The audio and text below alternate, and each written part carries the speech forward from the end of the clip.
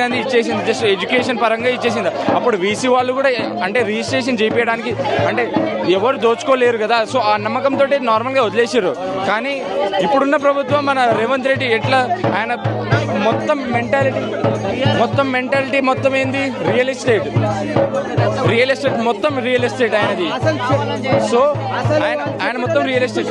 ఆయన వచ్చింది ఫుట్బాల్ ఆడడానికి, మొత్తం చూసిండు, మొత్తం క్లియర్గా చూసిండు. జస్ట్ నార్మల్గా చూడడానికి వచ్చిండు, ఆయన ఫుట్బాల్ పేరుతో చూడడానికి వచ్చిండు. మొత్తం 400 ఎకరాలు ముందే వేలంపాట వేసుకుండు ఎవరికి తెలియకుండా ఫస్ట్. సో ఇప్పుడేమో మొత్తం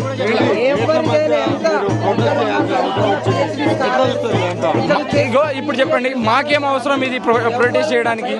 మాకేం మా భూమిలా ఇదేందా? ఫర్దర్ ఫ్యూచర్ స్టూడెంట్స్ కి బయోడైవర్సిటీ ఇది మెయిన్ బ్రాంచ్.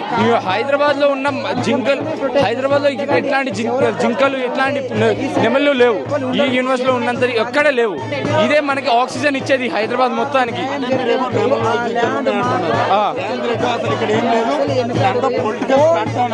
అదే కదా, ఆయనకు ఒక్కసారి రమ్మనండి.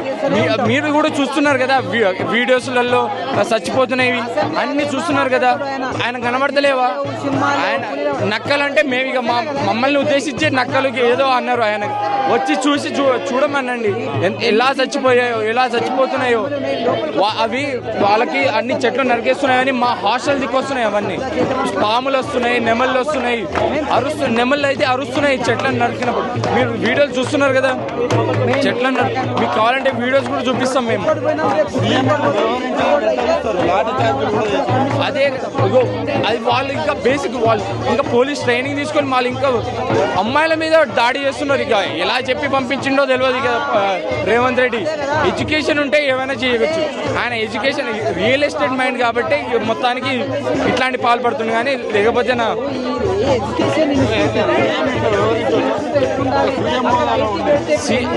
అస్సలు కాదండి.